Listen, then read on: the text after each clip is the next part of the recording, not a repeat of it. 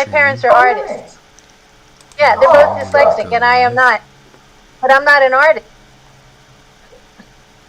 It's all right. I'm dyslexic, and I'm not an artist either. But I've always wanted to be. Got to rename it because that's Nellie Alexander, isn't it? Painted that in 1968. Do you want to do that now? Yeah. Really? Oh, damn it. God. What's wrong? God. No, Yeah, I this turned to later writing because, poetry for years and years and years edit. because I couldn't paint. Yeah, what do okay. you wanna But name it? that's me. Just that one there. So I turned to words instead of the things that I destroy with my hands. I destroy things with words. And this Down here. there too. And you can't see, but I've got a lovely half-sized piano. Now, a half-sized piano Do is you want to delete the whole shorter than a thing? normal piano and has one Just, octave Just missing, the as new it were, from the Alexander. top. That's the And one it's you a want to beautiful take live. 1920s half-sized walnut piano, and I really You love play? it. Well, this is the thing. My dad was an amazing pianist. A Really? really Ah, stunningly good pianist. All right, Semi-professional. now we're live, are we? And I can't syncopate. So my issue is I want to play jazz, I'm just but going I to can't have to nod to you or something. But you I'm just can't going what? to have to nod to you or something if somebody... Oh, So I can't Yes, just that's play right. one rhythm with one Yeah, hand yeah. and another I'll be rhythm with surprised another by hand, that. and that just makes jazz Right. impossible. No, that works. but So I you don't know like whether you can see listen. in the background. Okay. I have a trombone. Oh, you Okay. Come and have a look, Isaac. No one syncopates with a Because trombone. look. So that's easier. Alright, so you're going to stay on the screen. Perfect. Yeah. Okay. Let me welcome you, Martin. Let me get my piece of paper. Thank you very much. Welcome. I am delighted you're joining us again for our 2021 When Learning is Trauma series. We've made it. Even with COVID. Martin lives in the UK and has worked in the field of intercultural ethics and dyslexia awareness for over 20 years, speaking in front of the British government, the British-Swiss Chamber of Commerce and Departments of International Trade and international conferences worldwide. He holds visiting lecturer positions at universities Britain, Germany, France, Russia, Switzerland, trains teachers from around the European Union, and is currently authoring a chapter for a major publication on innovative teaching for early years education. Martin, when we talked to you last year, you told us about your appalling schooling, your failure in school, and high school being like torture. But what I took away above all was that when we treat children so appallingly, what are we saying to the society and to the other children in the class? That's what struck me. Lisa's from Pennsylvania Dyslexia. Yep.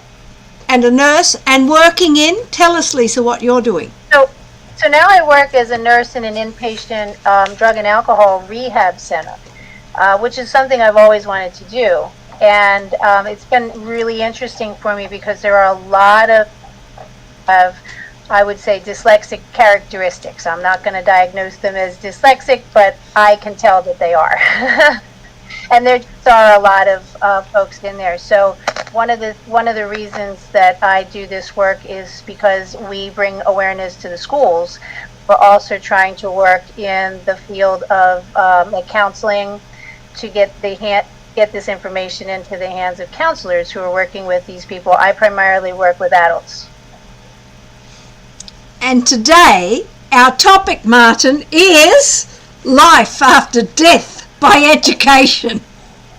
I love it. Because Lisa and I were both curious to know what stopped you from self-destruction. Fascinating question. And the answer, I think, is a little bit more complex than this, that, or the other. I think one of the things we have to ask is, what do we mean by self-destruction? So, for instance, one of the hangovers I've had from education, and I'm very aware of this, and my awareness of it doesn't stop me doing it. But one of the hangovers I have from education is an ability to take a compliment. People were trying to be nice to me recently, and I was rejecting that compliment. I was trying to make jokes about it, I was making light of it. And I'm aware that when I refuse a compliment, I'm actually insulting the person who's complimenting me, and I'm very acutely aware of this, and it's not a pleasant thing. But let's go back a little bit further. What do we mean by self-destruction? Here's the thing.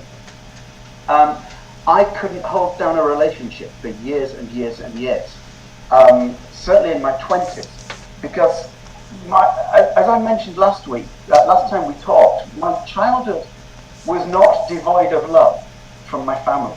So I had love in my childhood, but at the same time, my childhood was very, very painful, very, very difficult. And for many years, for most of my young adulthood, until I was about 30, 31, I would associate love and pain. Yeah. And therefore, if a relationship was not painful, it wasn't in my mind loving. And so if it wasn't painful, I'd walk away from it. If it was painful, it would self-destruct. So there was this aspect of sort of collapsing.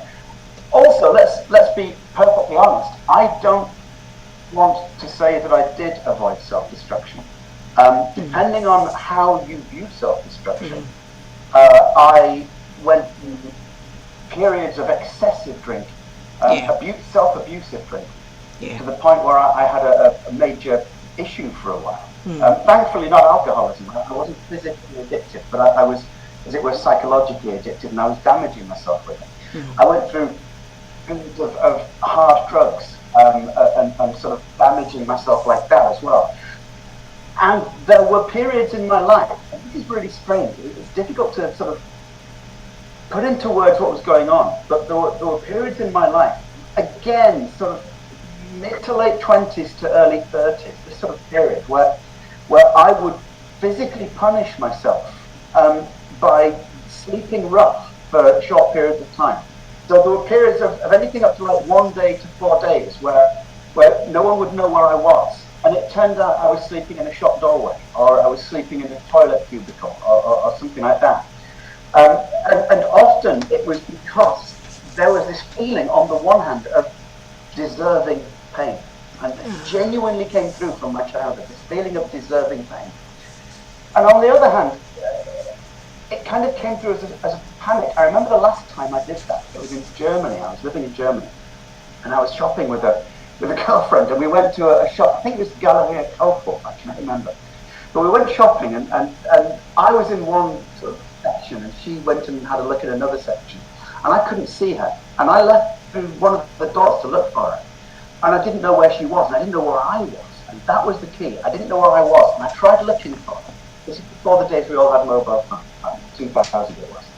I tried looking for her, couldn't find her, and suddenly realized I was lost in the city. And I'd lived in the city for 6 weeks, 8 weeks. I shouldn't have been lost by that point. I was lost. I didn't know my left and my right. I couldn't find where I was. I couldn't find her. Couldn't contact her. And suddenly this guilt and shame of not being able to know where I was and not being able to navigate left from right collapsed in on me and crushed me. And I can only describe it as a miniature breakdown. Where I ended up walking the streets for hours and hours and hours and sleeping in a shop doorway in the middle of, well, not quite winter, but early spring. And it strikes me looking back on this time that it's not unconnected. The dyslexia issues that I was having, as in not knowing left from right. And by the way, this is at the time when I've just discovered I was dyslexic. So I found out when I was 30, and I was 30 at this point. And this inability to find left from right filled me with shame, filled me with self-loathing, filled me with this sense of I should be able to do this. And I couldn't, and I was letting those around me down, like I used to at school. And so we say, how did I avoid self-destruction? It depends what you mean by self-destruction, to be honest with you. I mean, I'm now an old geezer, this is hopefully long behind me, but there was a period between, leaving school at 17 when I had a problem with authority and I couldn't accept a boss telling me this, that or the other, and I was getting fired every time I got a job, through into my 20s when I started to get girlfriends. At 23, I was really late. Girls hated me. To my 20s when I started to get girlfriends and couldn't hold a relationship down, into this period of heavy drinking, and then period of sort of self-enforced punishing myself by sleeping rough. It stays with you in ways which are, I suppose for me, we look at the figures for dyslexia and mental health issues and self-abuse and self-punishment. We look at the figures for dyslexia and homelessness, and I didn't go down that route fully, but I was teetering on the edge. I really was teetering on the edge. Yeah. And it took a long time of sort of wrestling with myself. And I think, in a way, and this is a really interesting realization. So I gave this some thought round about the time. I know what stopped me from going down that route. It was the fact that I just discovered I was dyslexic, and I was finding out what that meant for me, and the problems it gave me, and my inability to find my left and my right. Yeah. And I was realizing, I was also coming to terms with who I was. And this is really interesting because I just moved from a tiny village in Wales, really small village in Wales, to Germany's fourth largest city, in Cologne. And so you have to reassess who you are. You know, you lose your social place, you lose your friends, you lose your lifestyle. You have to rebuild it and you reassess who you are. Now, in one respect, I say fortunately, although clearly it's not fortunate. My father died around about that time, and a couple of months later, my stepfather died. And so I lost two fathers within a very short period of time. When I was 30 to early 31, and it sent me into a bit of a depression. And one of the interesting things about going into a depression is that you one of the things you can do is you withdraw from people. You find human interaction very difficult. And in this rather dark, lonely place, it suddenly felt like the perfect time to examine who I was, examine why I couldn't hold the relationship together, examine why I was punishing myself, and to sort of look back on my life and sort of reassess my behavior in relation to the circumstances and the context surrounding me. So I suppose that's the fullest answer I can give to that.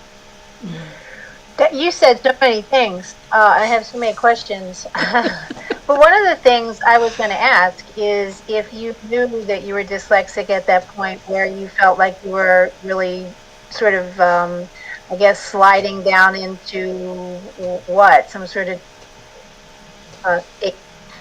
and you answered it to say it was about the time where you had found that out. So my question now is, what do you think would have happened if you never found out that you were dyslexic and been able to research that? What do you think would have happened if you had never known that? Fascinating question.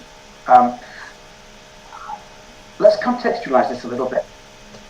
When I found out I was dyslexic, I went through a period of about 6 months. I remember this. The period of about 6 months of being ashamed of myself, feeling shame.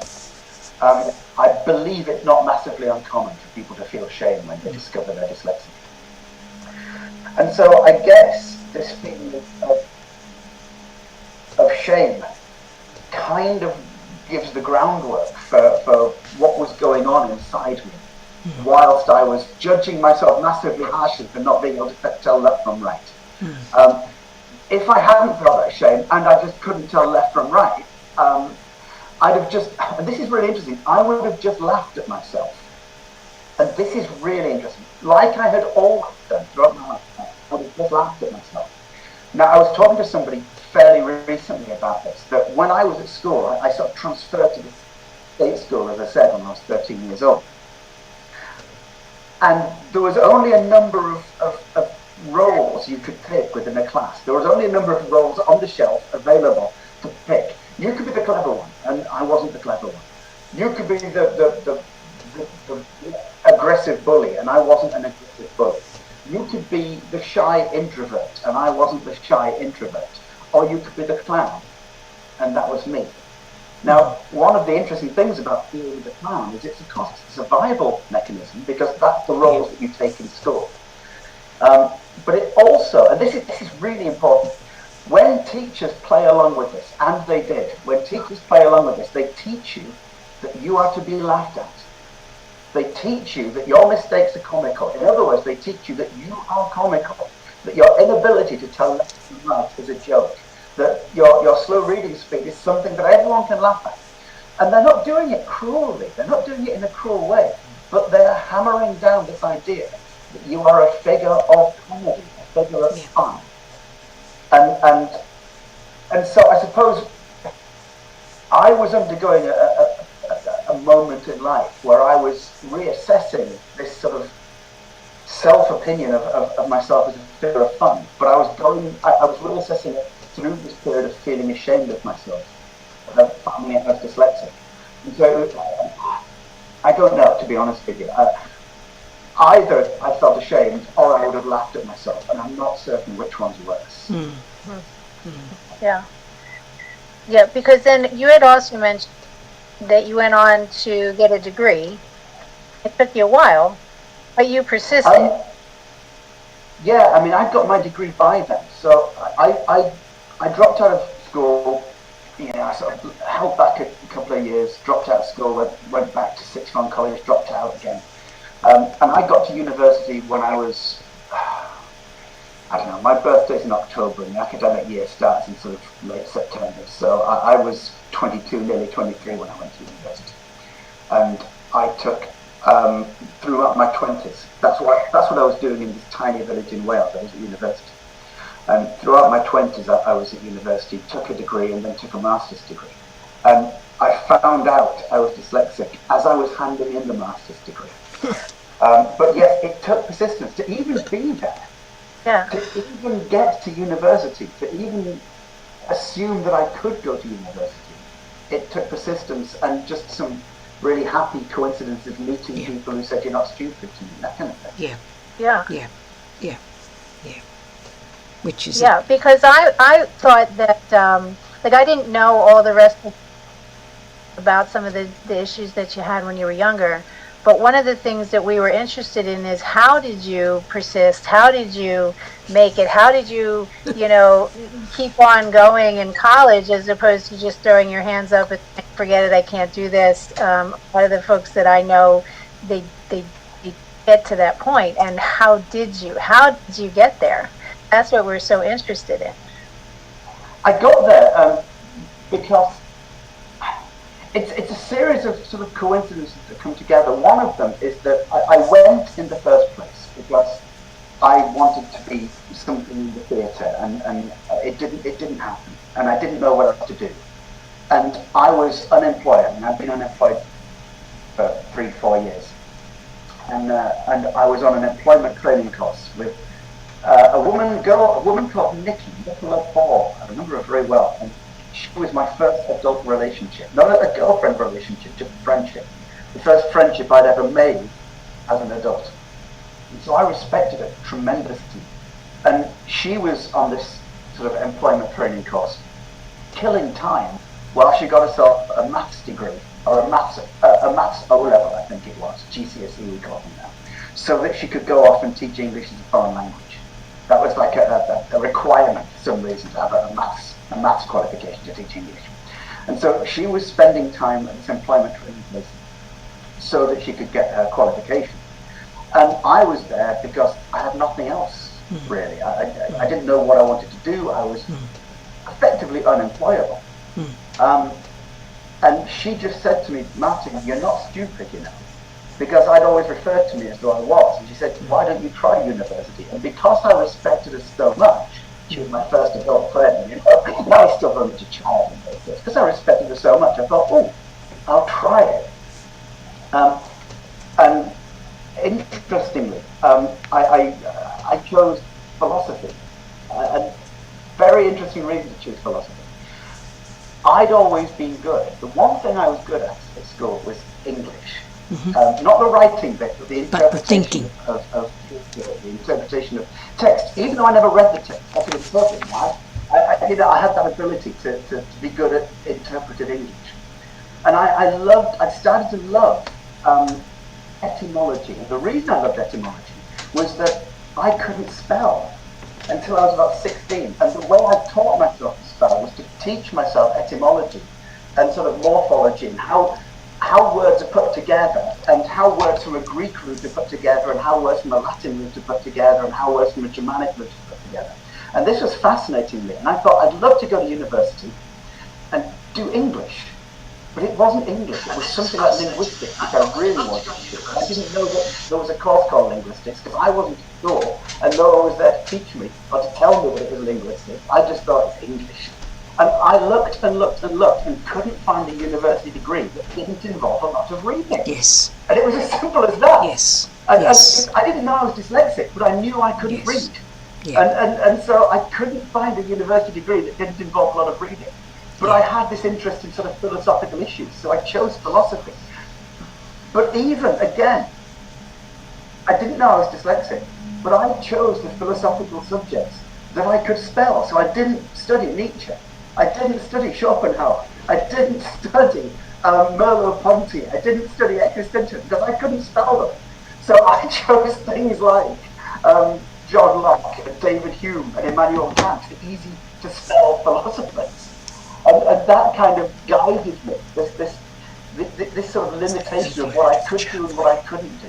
Not knowing why, but what I could do and what I couldn't do guided me to get to a point where I just ended up doing philosophy. And it just so happened that the same kind of interpretation that I would use for interpreting theatre show, interpreting text, came in quite useful with people's arguments or something. So I could do philosophy. But I didn't read any philosophy, so I was getting really good grades. And then the exams would come round, and I go, good God, what are the facts? And for years, I had that trouble. So, There's a sorry, did I answer the question correctly? there's no right or wrong, Martin. But it's the persistence that somewhere deep inside you hasn't. Yes, yeah, you know, you're still here. One. That's a start. Yeah. I mean, that word. Let's pick up on it. That word, persistence. I've always called it bloody mindedness, I suppose. Persistence. It's a really important thing. Why I'm so persistent, I don't know. I think it was because I was pushed by my parents. I think it's because they pushed me. They didn't give up on me, and I came from a background where persisting was the right thing to do. And what it means is that you end up through school persisting through constant failure. And if you persist through constant failure, then at those moments of failure, your default setting is persistence. Here's an example. I mean, I'm doing my doctorate at the moment. There was a period where, for one reason or another, it all went a bit pear-shaped. And I had a year and a half where my work was quite substandard, and my supervisor was very open about that. And there was a moment which was touch and go whether I'd effectively continue at the university. That was psychologically hard. That was emotionally very, very hard. And what do you do in those situations? You persist, because that's what you do. That's what happens when things get hard.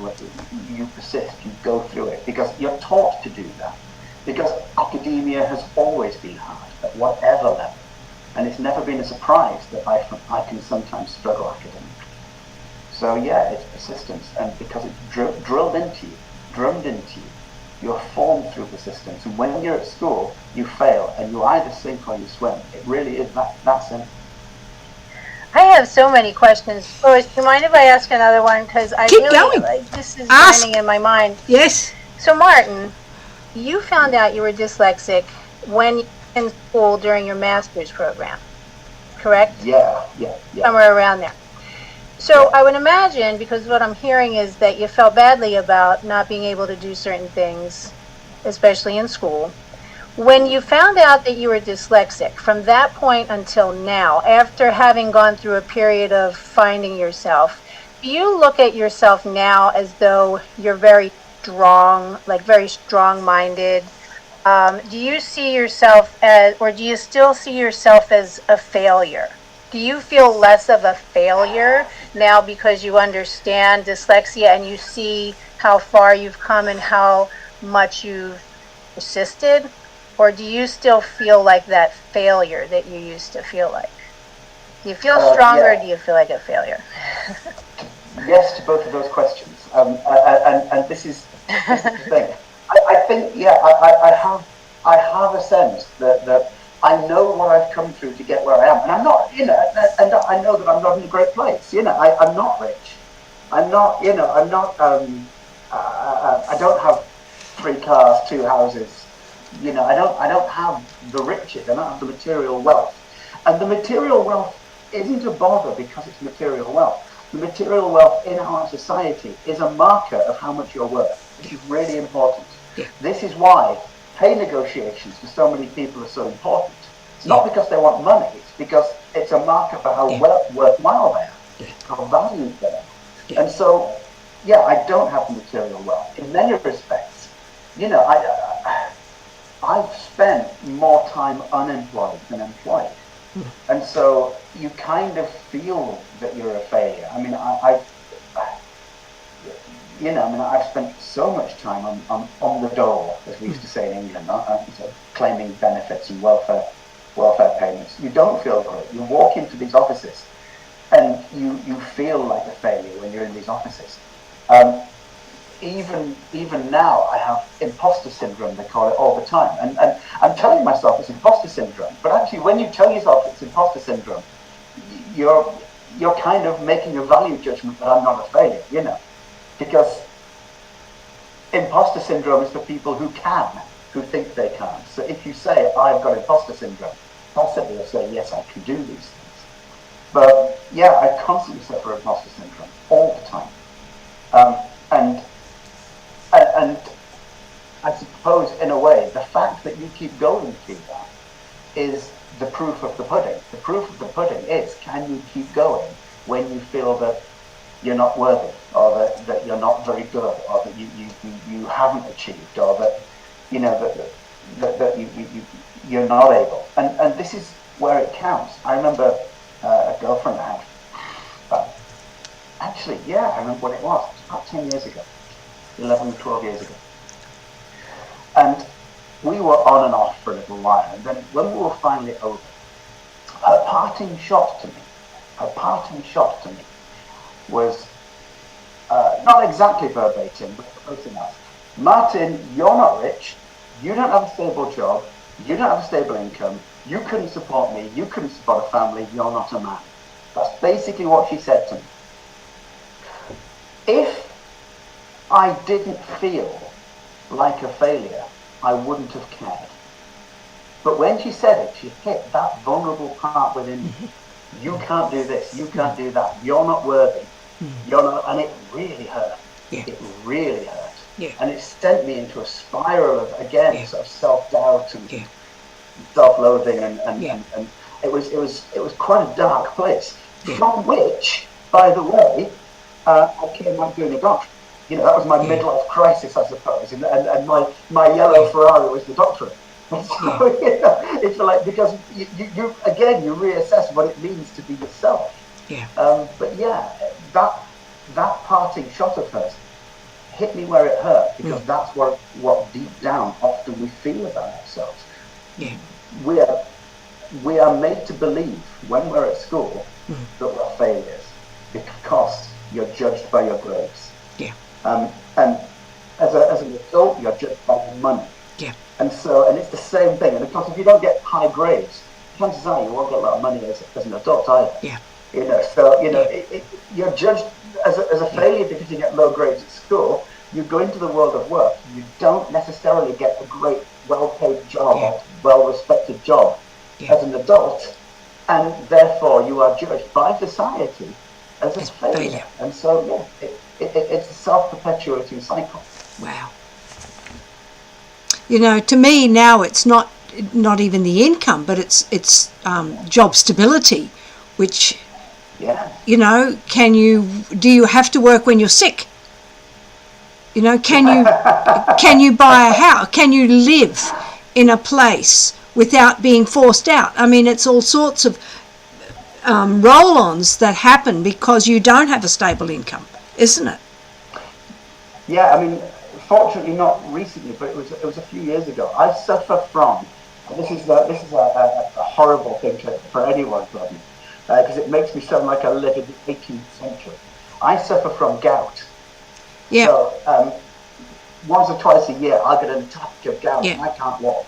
Yeah. And for anybody who's ever suffered gout, anybody who's watching has had gout, you'll know how painful it is. Yeah. And you know how painful it is. And I remember once going into work and having to climb a number of steps on crutches, squealing in pain as I was doing it. And one of the clients at this place where I was working turned to a colleague of mine and said, "What's he doing here?" And the colleague said quietly, "Well, he has to come." Yeah. No, the question wasn't what's he doing. The question was, why is he here? Yeah. And the answer was, because he has to be. Yeah.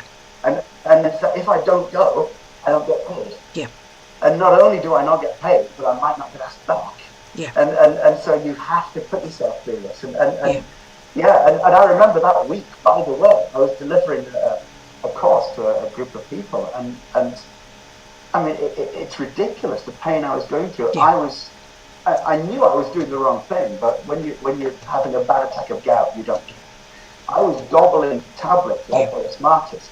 Yeah. And then occasionally I'd have to go off and be sick because they were messing with my stomach. Yeah. And so not only was I in such enormous pain, but I was making myself physically sick and nauseous because that was the only way I could keep a lid on the pain.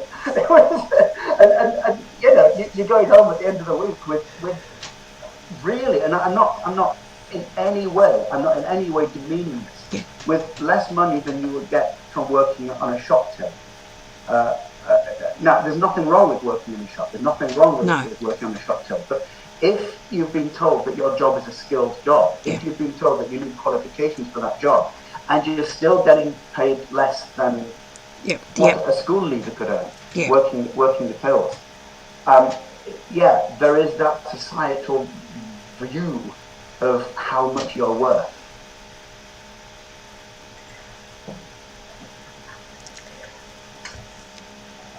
Lois, I see you taking a lot of No, I was going to say, Lisa. a lot of notes. I still have a lot of questions, but I don't want Keep to going, use Lisa. time. Keep going, Lisa. Listen, keep going. I'm still fascinated with this sense of self, this self-esteem, and I can't help but just wonder. And I know it's like a hard thing to talk about because we don't know. You were, older when you found out. But what would have happened if you knew when you were a child that you were dyslexic, and what did that mean? And I just wonder about those things. What kind of difference would it make for your teachers to understand this, for you to understand this, for everybody to understand where your strengths are, as opposed to always looking at the things that you can't do? And yet, would it have made you as tough of a person? I mean, it's a very hard question to answer, but I'm curious. Exactly what the answer is. Yeah, I can tell you at least what the answer would be for part of what you're asking. In terms of how would I have developed as a human being, I don't know. In terms of finding strengths, not weaknesses, I don't know. But what I do know is I grew up in the 1970s, which still I can't believe is more than 30 years ago. I grew up in the 1970s. And when I was at primary school in the 1970s, there was a special class. And this is the thing, in those days there wasn't the inclusion policy that we have these days. There was a special class. And this class was called the remedial class. Now, it took me until I was 16 years old and teaching myself how to spell using, understanding morphology and et cetera, to realize that remedial and remedy come from the same root.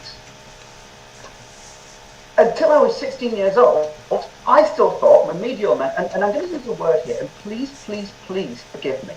I'm not using this word as I use it. I'm using this word as I would have used it as a child in the 1970s.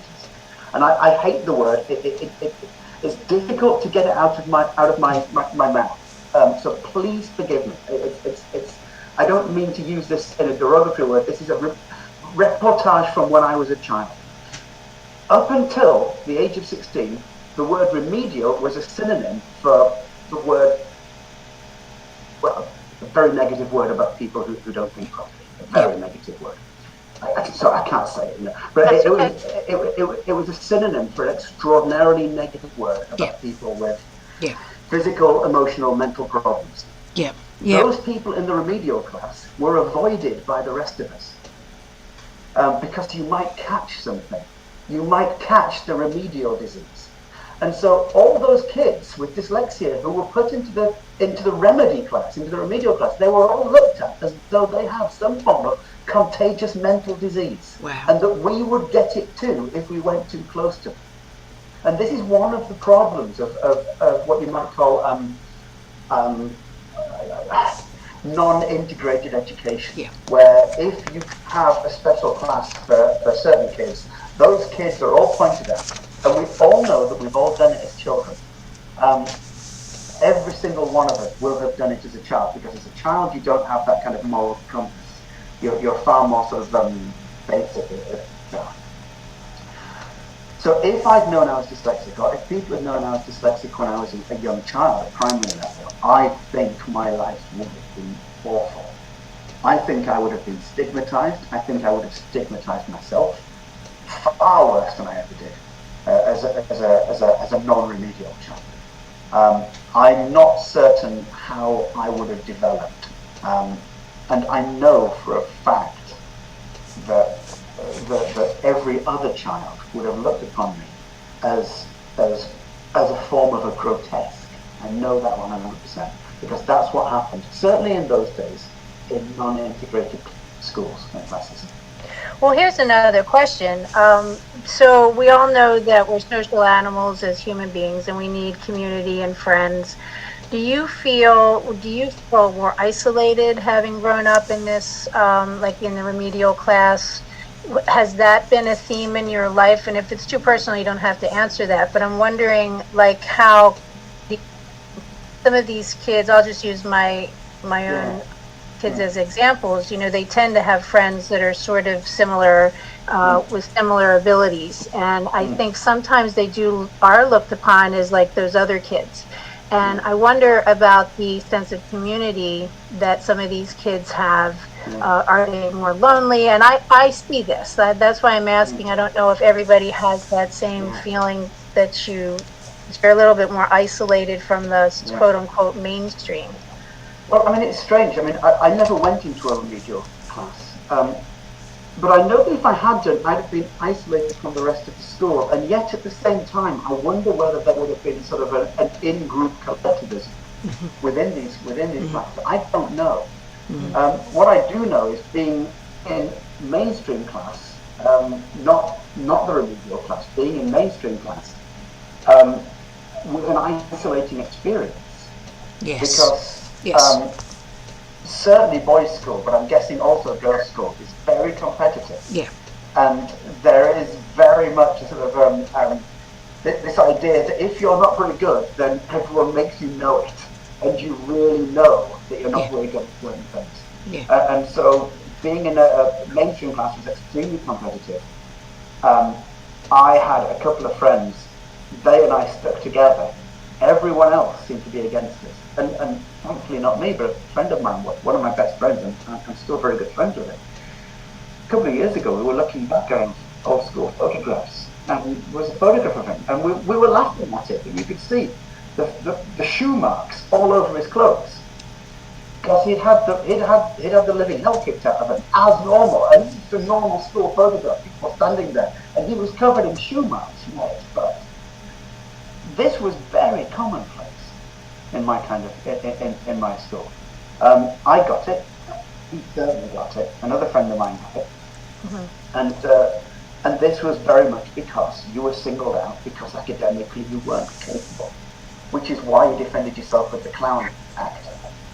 I misunderstood. I thought you said that you had been in the remedial class. So it sounds like the answer to that is probably yes. Either you're going to be isolated because you're in the remedial class, or you're isolated because you're in mainstream and you're not keeping up with the rest of them. And that's just very interesting to think. That's sad that these kids don't have that sense of community. And, not to say anything personal about where I work, but what I see is a lot of these adults are isolated. Now, that could be from other reasons. I'm not saying that's the only reason, but I do tend to see that. And I feel like a lot of that, where these kids are going through this, and obviously not everybody who's dyslexic is going to be in that category. And there's certainly dyslexic people who would say, no, I have tons of friends or whatever, but I just tend to see that they are, and again, I'm my own family's experiences, that they tend to be a little bit more isolated from the quote unquote mainstream. And they are very much like very personable kids. I have my two sons are very personable, but they tend to be that class clown, and that sort of thing. But that in itself, it's a little bit isolating because the teachers don't like that. And once the teachers get upset, then the rest of the class picks up on that, and everybody thinks that you're just being pain in the neck. Yeah, I mean, there are very few people with dyslexia that I've spoken to throughout my life who look back on school and go, oh, great. Yeah. You can count them on one finger, can't you? Yeah. I haven't heard any. Yeah. I mean, whew. Well, and that's how this whole thing came up, right, Lois? I mean, look, with the experience that you're had, devastating. And he was one of the successful ones. He was the one, once we got to Lubbock, from 4th grade to 12th grade. He loved school. He was fine. But it's the incidents that happened were really so dramatic that, 10 years after them, he's crying about them. So we don't escape from these terrible situations with no impact. Irrespective of whether we've succeeded or failed. I think it's then the degree of impact. Like you said, you end up being the unemployed and the struggle to keep work and all of the other, and the implications for that in today's world are horrendous. Yeah. There is, as I once said, there's a school-shaped bruise just there in your heart, and it remains there. It remains there. And it follows you into the world of work, not only because of your grades, but it follows you into the world of work because of what you feel you deserve. Yeah. And that's a big thing. Yeah. That if you grow up feeling, because of what you've experienced, that you don't deserve top marks, you don't deserve the school trophy, you don't deserve to be made prefect and head boy, if you grow up feeling like that, then you'll go into the world of work thinking that you don't deserve to be in a management position. You don't deserve to be on that pay scale. You don't deserve to be in this area. You just need to be here and mind your business. And so it's not only the grade that you carry with you, it's this feeling of what you deserve that you carry with you. What do you think would be helpful for people to not feel that way as they become adults? I mean, clearly you had, you made it through school and your work towards degrees. I mean, clearly you don't give up, and that's maybe a personal trait, but what do you say to other people so that they don't give up? Well, I try to tell them, and I say this again and again and again. I say, look, your school grades are not a measurement of how intelligent you are. They are not. They're a measurement of how well you can do a school exam. Yeah. And that's not a terribly important thing. It really isn't. I could have missed 90% of secondary school, and I don't think my education would have suffered at all. Socially, I think I have benefited because I wouldn't have the torture. But I could have missed 90% of secondary school, and academically, I wouldn't have suffered. Yeah. Your school grades are not a measure of who you are. Yeah. If they were a measure of who you are, then I wouldn't be doing a doctorate. Yeah. I wouldn't have a master's degree. Yeah. I wouldn't be teaching in university. Yeah. And so, if you like, I don't mean this in an arrogant way. I genuinely don't. But in one respect, I am the proof Yes. that the school grades that I was getting are Yeah. not the measurement of how Yeah. intelligent I was. Yes. Yes. And all of those kids who are made to feel lowly Yeah. because they're getting low grades should look to that, should look to these examples and say, actually, yeah, it's not me. It's not the measure of my value. It's not the measure of my work. And it's not even the measure of my academic work. It's the measure of this school's ability to teach me. And there needs to be this conversation. Yes. Yes. Yes. But we bear the cost of that. Yeah, we do. I mean, and it's billions of dollars, by the way. Yeah. I mean, there was I'm looking at a figure from my mind. I think it's UNESCO Institute of something. I can't remember exactly what it was. UNESCO figures showed that the United States loses over $30 billion a year because of its inability to deal with dyslexia effectively.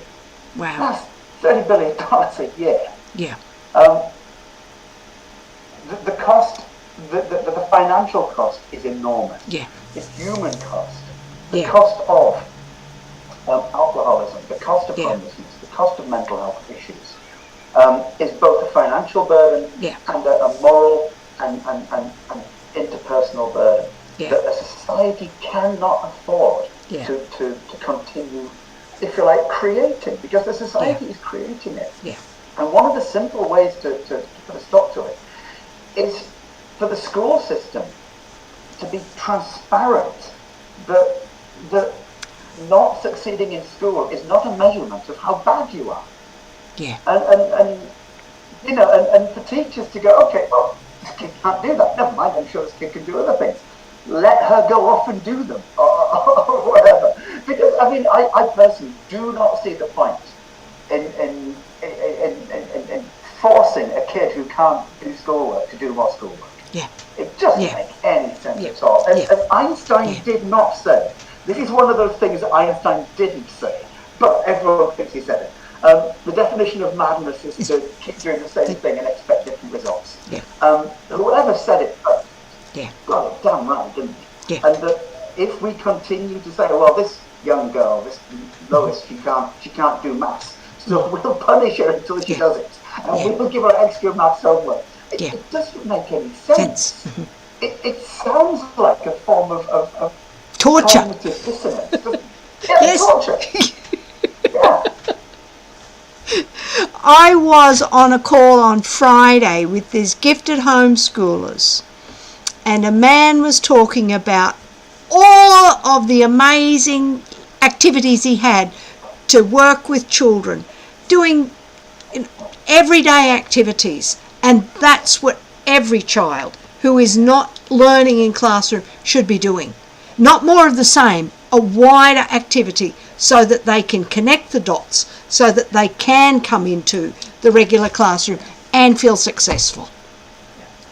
I've been beginning a conversation with a German university in Berlin, and I had one of the early stage conversations this morning with them. How can we create what they call in Germany learning offers that do not restrict people to this sort of multiple choice or essay writing kind of answer? Because, by the way, I mean, let's just take multiple choice as a simple example. I mean, okay, look, most multiple choice questions will have similar sounding answers or similar looking answers. So, you know, is the answer 3.14159, or is the answer 31.14, or is the answer 314.1? And, you know, if you've got dyslexia, you can't tell the difference. You know, what's that fluid in your knee? Is it synovial fluid? Is it synaptic fluid? Is it synoptic fluid? I don't know. They all sound the same. Asking me that kind of question isn't asking me what I know about the subject in hand. It's basically tricking me. Yes. It's basically throwing me a Yes. curveball. That's what that is. Yes. Asking multiple choice questions is partly putting pressure on phonological processing, because you're reading and you've got to do the reading and then respond answer. It's putting pressure on working memory because you're then going to throw your memory back. It's putting pressure on sequencing because you've got to look at, which one is it? It's putting pressure on all sorts of things that are not the things that you've been trying to teach. Yes. Yes. And it's the same with essay writing. Essay writing, certainly in an exam, is putting pressure on phonological processing, on working memory, on executive functioning. Yeah. It's putting pressure on all these things that are not the skills to be taught or learned.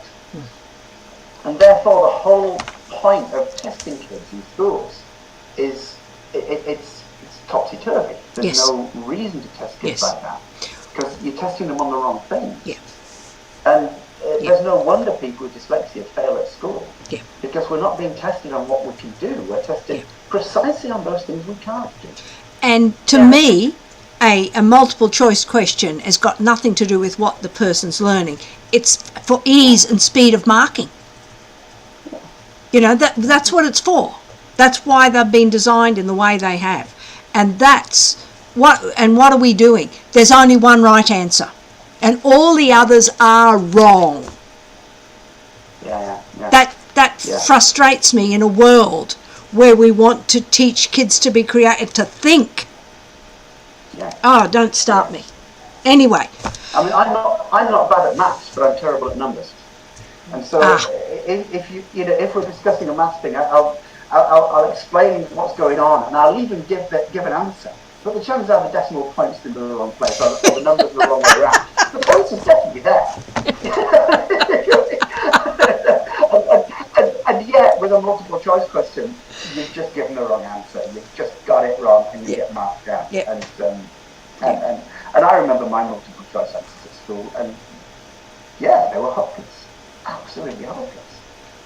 So it happens a lot, and this is one of the things that it's not only the schooling, but it's the examinations towards the end of the schooling that show you how good you are and how well you have done and what you are worth and what you then deserve to get afterwards. This is the thing. Do you deserve to get to technical college, to university, to whatever? What do you deserve at the end of school? That's the implicit question. At the end of school, what do you now deserve? That's interesting. I've never thought of that way, but that sounds, what you said sounds right on. I never thought of it like that. That's a shame. And so, and we dyslexics come out thinking, well, clearly we don't deserve X, Y, or Z. And we know we don't because the school system's told us we don't. Well, I think it's a shame now, even with the trades, that a lot of employers are insisting that people have college degrees. And I think, why? You know, if you're going to be, say, a plumber and you're very good at imagining all the plumbing things, what do you have to be doing exams with writing or just a college degree just to say you have a college degree? Like, it seems like that doesn't make a lot of sense to me. And it actually holds people back and out of those fields. And I hope that we can, stop doing that and insisting everybody has this college degree for what? You know, a lot of the trades, again, you need to have that practical, visual, hands-on, can-do stuff. What do we need this piece of paper about? And the way to do it is, sorry, Lois, but the way to do it is to stop telling ourselves that, okay, a college degree is the ultimate, a college degree is the top. Yes. And that anything that's not a college degree isn't as good. You guys, you don't need a college degree because you can go off and become plumbers. But in a way, if we keep this narrative that the college degree is the top, we're telling the plumbers that they're not at the top. And I don't agree. I don't think that they're not. Like, I don't think a college degree is any better than somebody who can do plumbing. I can't do plumbing. There's no way. You could teach me all you want. I'm still not going to get it. In The Hitchhiker's Guide to the Galaxy, I think it was The Hitchhiker's Guide to the Galaxy, because there was a TV show when I was a kid, and I watched the TV show, Hamburger Bugs. In the TV show, there was a planet, and on the planet there were 3 rockets, and one rocket, one rocket contained scientists, and one rocket contained business people, and one rocket contained electricians and plumbers and cleaners. And the people on the electricians, plumbers, cleaners rocket lived, and everyone else died. Because you can escape from a planet, but it turns out who are the useful people in society? Who are the people who actually are able to run? Who are the ones we cannot do without? Yeah. And it's those people who have traditionally been looked down upon because they don't have an academic education. And when we look at it like that, when we look at the idea that we look down on those people who don't have the academic qualification, the ones with the academic qualifications are professors of philosophy. We don't need them. We don't. We need electricians. We need plumbers. We need people who can load and unload the food in the evening. And this has become obvious during the COVID crisis. Yes. We've got the doctors and the nurses. Yes. The what you call the key health workers. Yes. Brilliant, fantastic. Let's celebrate the doctors and the nurses. Who else have we relied on? We've relied on the people who've been taking the rubbish away. Yeah. We've relied on the people who've cleaned the streets. We've relied on the people who've been in the shops. Yeah. We've relied on the people who've made the sandwiches to send out to the hospitals. We've relied on these very people. Yeah. Without those people, we would have all died. Yeah. Simple as that. Yeah. That's for sure. Martin, we've talked for an hour. Have we? Because, blimey, we haven't we?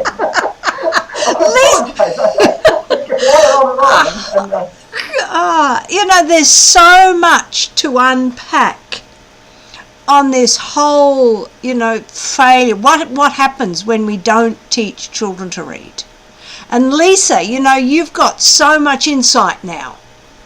Well, most likely you always have, but it's just been expanded by working in this industry. Is there anything else you wanted to say?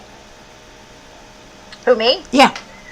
Oh, well, no. I just want to thank Martin for talking with us again. I could listen to you all day. I love your stories, and it's so important to hear. It's important for people to hear this, and how we can help people that are feeling this way about their educational experience. So I really honestly thank you for talking to us. I really enjoyed it. It's a pleasure, a cathartic pleasure, and it really is. And it's interesting. You ask the questions, and I have to sort of confront them. Yes. And it teaches me an awful lot. This whole idea of this discussion is a very important thing, and I think that the thing that has come out of it is that teaching kids that they're not worth it. Yeah. Through the school system. Yeah. And that has to change. Not necessarily that school is itself a bad thing, but the way we do it is we're teaching kids that they are different, they're not as valuable as other people, they are somehow pariahs, they can be ostracized, they are great, that they are valued on their grades, and this carries through into adulthood. Yeah. To the point where if I hadn't been so lucky, I would have continued down this path of alcohol and drugs and sleeping rough and God knows what else. Yeah. And where can we find you? You do something called Dyslexia Bites, which I think is so cute. Indeed, yes, thank you. Yeah, you can find it online. You can find it on www.dyslexiabytes, BYTES, dyslexia BYTES. I think it's clever. dyslexiabytes.org. And you can find me on YouTube ranting as well. And on LinkedIn. There's no one to stop. And are you on Facebook as well? I am, yep. And in fact, I run the Dyslexia Bytes Facebook group. Right. So people can join the group on Facebook. Right. You can find me on Twitter. Yep. BYTES Dyslexia. So Bytes Dyslexia, just look at Dyslexia Bytes and you'll see me there. And you can find me again on LinkedIn with a book, pretending that I can read. You can find me on LinkedIn under Martin Bloomfield. Oh, Martin, thank you so much for talking with us today, because next week we're going to be talking to Joe Brummer, and he has a book out called Building a Trauma-Informed Restorative School. So it's going to be an excellent follow-on from you, trying to break down. He comes from a different angle, but it's trying to create a community, I imagine, at the beginning. So, I am Lois Letchford. Thank you, Lisa. Thank you, Martin.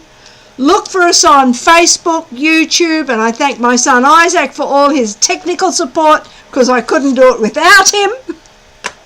And for the people who have commented, thank you so much. We haven't, I haven't read them out, but thank you, and I'll answer them when I look at them after this is finished. And thank you for the opportunity. Thank you, and we'll talk to you next week, Lisa, and Martin will be in touch over the time. Yes, Thank thank you. you. Exit. What do I have to do? Exit, exit, exit. Ah, there I am. Thank you.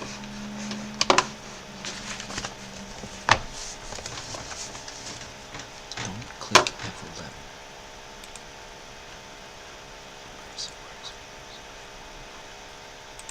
Oh, I've got to talk to these people.